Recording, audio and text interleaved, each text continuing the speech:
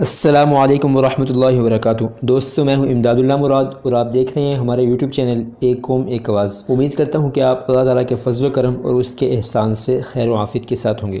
دوستو آج کی اس ویڈیو کے اندر ہم بات کریں گے وفاق المدارس العربیہ پاکستان کے حل شدہ پرچہ جات کے بارے میں۔ جیسا کہ چند ساتھیوں کا اصرار بھی تھا کہ اس بارے میں رہنمائی فرمائی جائے کہ وفاق المدارس العربیہ پاکستان کے حل شدہ پرچہ جات میں سے کون سے اچھے ہیں، مطلب یہ ہے کہ کون سا پرچہ آسان ہے، کون سا مشکل ہے، کس کے اندر اچھی طرح سے تشریح کی گئی ہے اور پیپر کو حل کرنے کا مکمل طریقہ سکھایا گیا ہے، کس مؤلف کے پرچہ جات آسان ہیں اور ہر جز کو مکمل طور پر حل کیا گیا ہے۔ انشاءاللہ تعالی میں مکمل کوشش کروں گا کہ آج کی اس ویڈیو کے اندر آپ کو اس حوالے سے مکمل طور پر گائیڈ کر سکوں۔ دوستو آج کی اس ویڈیو کو شروع کرتے ہیں، لیکن اس سے پہلے آپ سے ایک ریکویسٹ ہے، اگر آپ نے ہمارے یوٹیوب چینل ایک قوم ایک آواز کو ابھی تک سبسکرائب نہیں کیا تو اس کو سبسکرائب کر دیں اور بیل نوٹیفیکیشن کو آن کر کے آل پہ کلک کر دیں تاکہ آپ کو ہماری آنے والی ہر ویڈیو کا نوٹیفیکیشن مل سکے۔ اس کے علاوہ اگر آپ کے ذہن میں بھی کوئی سوال ہے تو آپ ہم سے کمنٹ میں پوچھ سکتے ہیں۔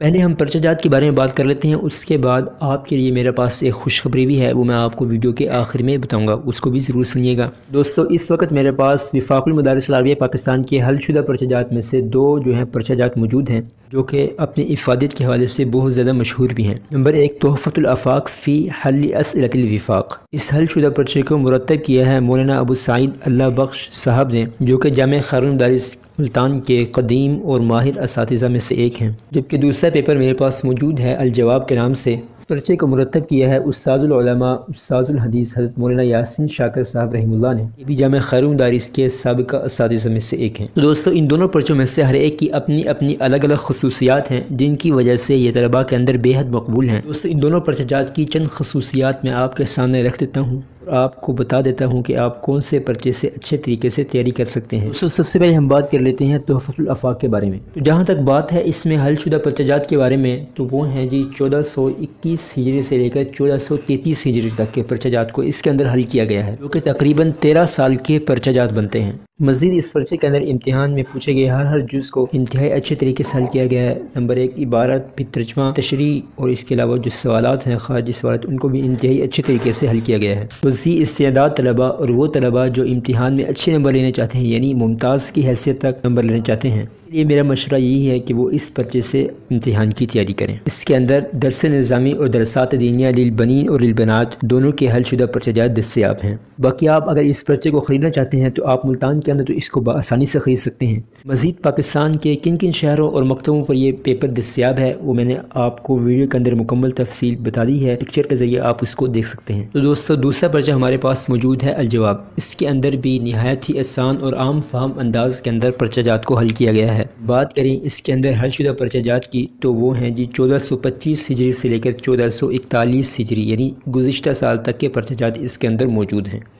کل 17 سال کے پرچہ جات کو اس پیپر کے اندر حل کیا گیا ہے۔ اس کے اندر بھی تمام درجات کے تمام پرچہ جات کو انتہائی آسان اور عام فہم انداز کے اندر حل کیا گیا ہے اور ہر جز کی مکمل وضاحت کی گئی ہے۔ باقی اس کے اندر درس نظامی اور درسات دینیہ للبنین اور للبنات کے تمام درجات کے پرچہ جات موجود ہیں۔ یہ پرچہ بھی ملتان کے اندر تو آپ کو آسانی سے مل سکتا ہے، ملتان کے علاوہ پاکستان کے دیگر کئی شہروں کے اندر بھی یہ پرچہ بعض مکتبوں پر دستیاب ہے، اس کی تفصیل بھی آپ کو بتا دی گئی ہے ویڈیو کے اندر، وہ آپ دیکھ سکتے ہیں۔ باقی امتحان کی مکمل تیاری آپ ان میں سے کون سے پرچے سے کرتے ہیں تو اس کے بارے میں میرا مشورہ یہ ہے کہ آپ ان میں سے کوئی بھی پیپر استعمال نہ کریں۔ امتحان کی تیاری اس طرح سے کریں کہ ان پرچہ جات کو کھول کر ان میں سے اپنی متعلقہ کتاب کے اوپر نشان لگا لیں۔ امتحان میں آئے گئے سوالوں کے اوپر پرچہ جات کو یاد کرنے سے بہتر یہ ہے کہ آپ اپنے استاد صاحب کی پڑھائی گئی تقریر کو یاد کریں۔ آپ کا جتنا پرچہ حل ہو سکتا ہے آپ وہ حل کریں اور مزید جو نہیں نکل رہا وہ آپ ان پرچہ جات سے دیکھ لیں۔